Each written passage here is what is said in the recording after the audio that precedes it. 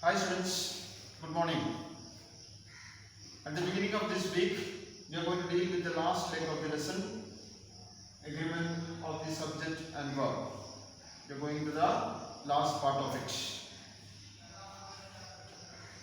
A lot of, plenty of, most of, when such phrases become part of the subject of your sentence, you have to have a verb accordingly. In the sense, if it is referring to number,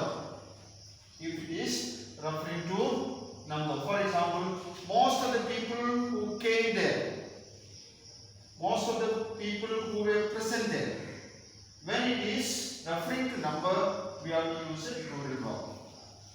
But if it is referring to amount or quantity, a lot of money was thrown here and there.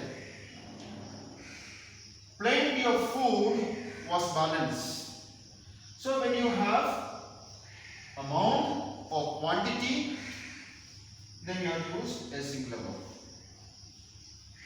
Next, a noun which sounds like plural but actual meaning is singular, then you have to use a singular verb.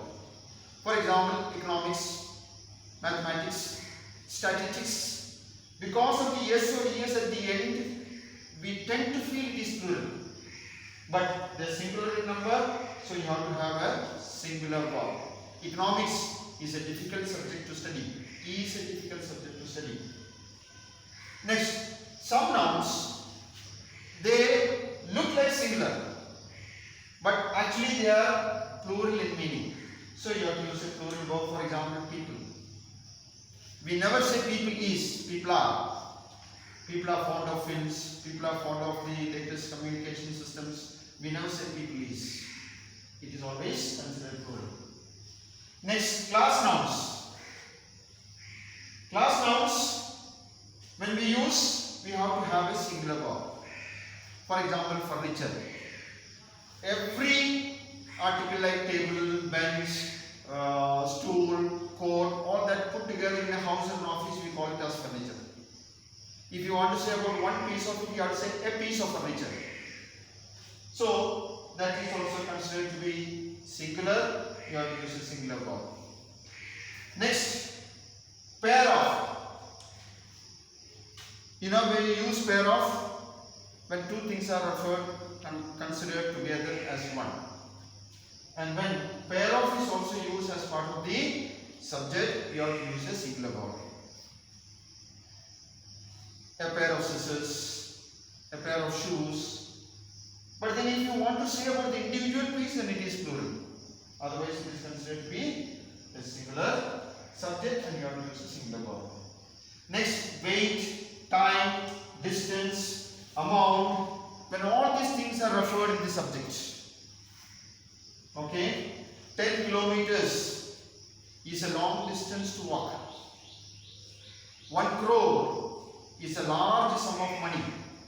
So like that when we talk about, we use a singular verb. Collective noun. It has got its verb both singular and plural.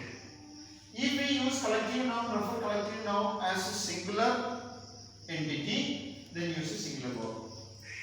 For example, the committee is holding its meeting. Imagine that your school is going to have a celebration and there is a celebration committee.